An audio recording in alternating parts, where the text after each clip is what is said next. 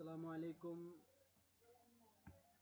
এসো অটোক্যাড শিখি তৃতীয় পর্বে আমি আছি আপনাদের সাথে মোহাম্মদ হাবিবুর রহমান।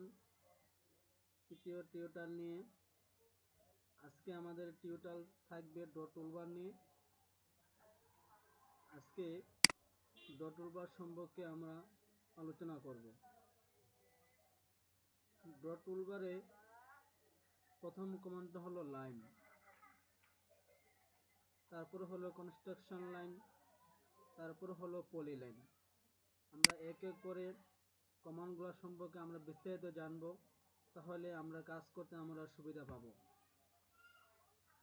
ড্র টুলবার মানে হলো আঁকাআঁকি করা। প্রথমে আমরা লাইন কমান্ডে ক্লিক করলাম, তারপরে স্ক্রিনে ক্লিক করে আমরা আঁকাআঁকি করব। এবং আমরা আঁকাআঁকি করতেছি, আমাদের লাইনটা বাঁকা আসতেছে।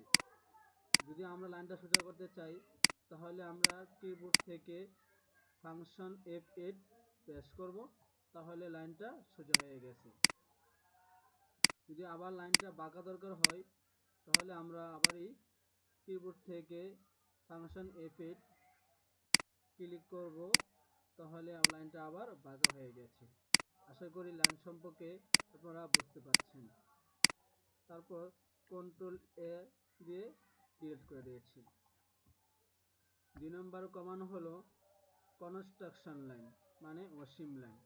কনস্ট্রাকশন লাইন দুই প্রকার হয়ে থাকে সাধারণত, একটা হলো ভার্টিক্যাল, একটা হলো হরিজন্টাল। যখন আমি লাইনটাকে ভার্টিক্যালে নিব তখন ভি টাইপ করে এন্টার দিব, তাহলে ভার্টিক্যাল লাইন চলে আসবে।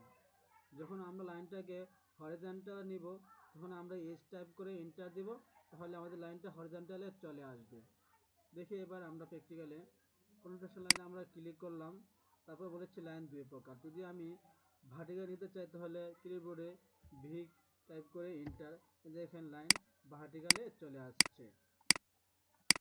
আমি যদি আবার লাইনটাকে হরিজন্টাল নিতে চাই তাহলে কনস্ট্রাকশন লাইনে ক্লিক করে আমরা কিবোর্ড থেকে এচ চাপবো, তাহলে আমরা এস টাইপ করে এন্টার দেবো, তাহলে আমরা হরিজন্টাল লাইন দেখতে পাবো। আশা করি কনস্ট্রাকশন লাইন সম্পর্কে আপনারা বুঝতে পেরেছেন। 3 নম্বর হলো পলিলাইন। পলিলাইন দিয়েও আঁকাআঁকি করা যায়। পলিলাইন দিয়ে কি করা যায়? আঁকাআঁকি করা যায়।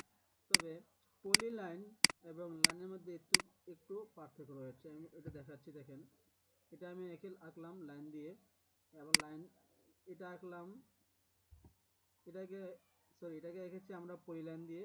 এখন আমরা আবার লাইনের মাধ্যমে কিছু একটা জিনিস অঙ্কন করে নেই।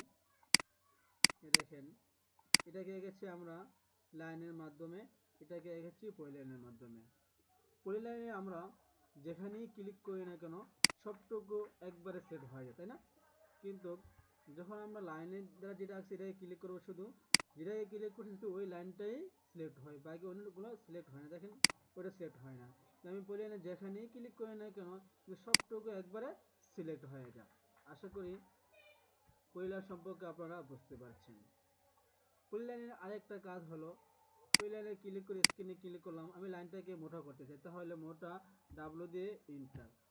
তারপরে লেখা আছে স্পেসিফাই স্ট্যান্ডিং, তাহলে আমরা প্রথম দিলাম 60 দিয়ে এন্টার, তারপর আবার লাস্ট দিলাম 69 দিয়ে এন্টার।